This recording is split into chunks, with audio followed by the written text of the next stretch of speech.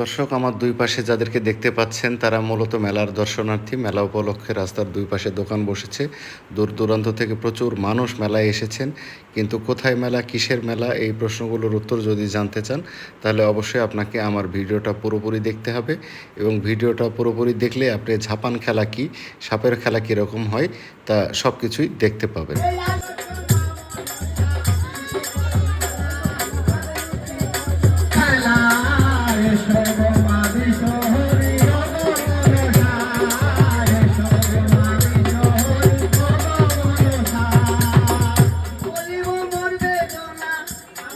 দর্শক, এতক্ষণে নিশ্চয়ই বুঝতে পেরেছেন এটা ঝাপান খেলা এবং সাপের খেলা। অলরেডি দেখতে পাচ্ছেন বন্দনা গান শেষে এই সাপুড়ে তিনটি সাপের যে মঞ্চ আছে সে মঞ্চের উপরে ছেড়ে দিয়েছেন। অলরেডি একটা সাপ পড়ে গেছে। এটা দেখে দর্শকের মধ্যে কিছুটা হুড়োহুড়িও লেগে গেছে। পরে আরেকজন সাপটি ধরে নিয়ে আসছেন এবং এই সাপটিকেও মঞ্চের উপরে তুলে দেয়া হবে। তিনটি সাপ মিলে মঞ্চে নাচানাচি করবে এবং এই সাপুড়ে ও সাপ মিলে যে দর্শকগুলো উপস্থিত হয়েছেন তাদেরকে আনন্দ দেওয়ার চেষ্টা করবেন। দর্শকরা ভয় পেলেও সাপুড়েরা ভয় পাননি। তারা যে সাপটি পড়ে গেছিল বা চলে গেছিল সেই সাপটিকে আবার ধরে ফেলেছেন এবং মঞ্চের উপরে তুলে দিচ্ছেন তারা। তো দেখেন যে কত মানুষ এই ঝাপান খেলা দেখার জন্য চলে এসেছে। প্রথম সাপুড়ের পরে এবার দ্বিতীয় সাপুড়ে খেলা দেখাবেন। তিনি অলরেডি দুইটি হাঁড়ি মঞ্চের উপরে তুলেছেন। এই দুটি হাঁড়িতে রয়েছে ভয়ঙ্কর সব বিষধর সাপ। তিনি তৃতীয় হাঁড়িটি অলরেডি মঞ্চে তুলেছেন। তিনটি হাঁড়িতে আছে ভয়ঙ্কর সব বিষধর সাপ, যেসব সাপের একটি ছোবলে আমাদের মৃত্যু হতে পারে যদি না আমরা সঠিক টাইমে সরকারি হাসপাতালে গিয়ে অ্যান্টিভেনম না দিই। তো দেখা যাক এই হাঁড়িগুলো থেকে কী ধরনের সাপ বের হয়। অলরেডি সাপুড়ে ঢাকনা খুলে ফেলেছেন এবং এখনই বের হবে ভয়ঙ্কর সব সাপ। দেখতে থাকুন কী ধরনের সাপ বের হচ্ছে। তো দেখি, সাপুড়ে অলরেডি হাত দিয়ে ধরে বড় একটা জ্যান্ত সাপ বের করে ফেলেছেন এবং সাপটি ফোঁস করে ফনা তুলেছে। আর সাপুড়ে নেচে গেয়ে হেলে দুলে সাপের মনোরঞ্জন করার চেষ্টা করছেন বা দৃষ্টি আকর্ষণ করার চেষ্টা করছেন।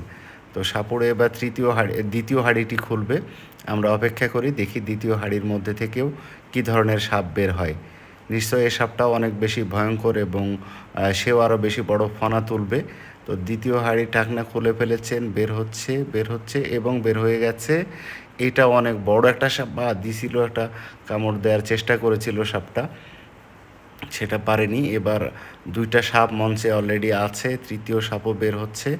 তৃতীয় সাপ বের হয়ে গেলে তিনটা সাপই মিলেমিশে মঞ্চে থাকবে।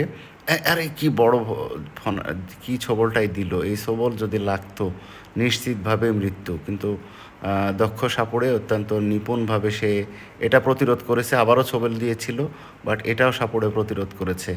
সাপুড়ে আসলে অনেক সাহসী এবং দক্ষ। তা না হলে এ ধরনের সাপকে হ্যান্ডেল করাটা সত্যিই খুব কঠিন। দেখছেন সাপগুলো কীভাবে ছোবল দিচ্ছে। প্রত্যেকটা সাপ মনে হচ্ছে রেগে আছে এবং প্রচণ্ড রাগে তারা ফোঁস করে উঠছে এবং ফনা তুলে আছে। মঞ্চে অলরেডি এখন তিনটি সাপ এবং তিনটি সাপই প্রায় 1 থেকে 1.5 হাত উঁচু আকারে ফনা তুলে আছে। ভয়ঙ্কর বিষধর সব সাপ। এটা খুব সম্ভবত কোবরা সাপ।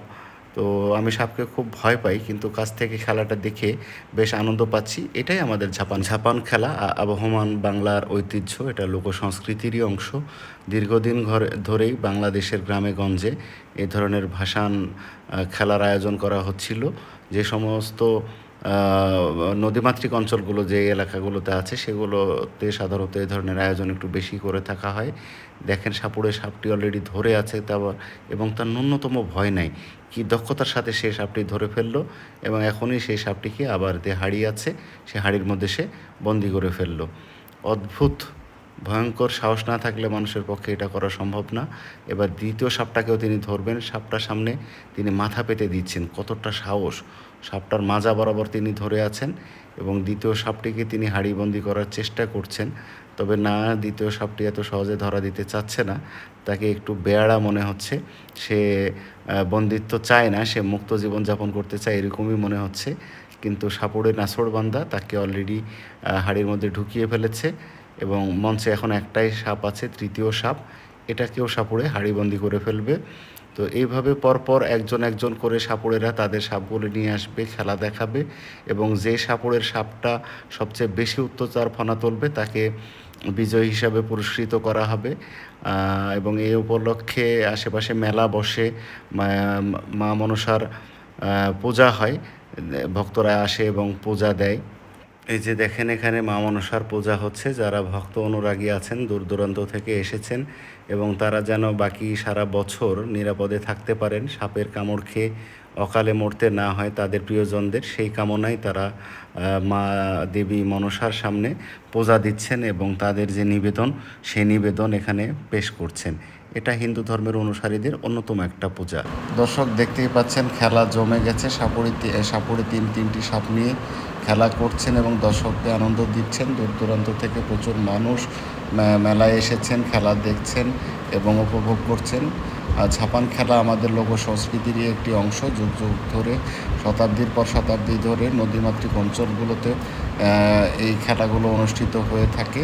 তো পরবর্তী প্রজন্মের জন্যে আমাদেরকে এই খেলাগুলোকে সংরক্ষণ করতে হবে, বেশি বেশি করে আয়োজন করতে হবে।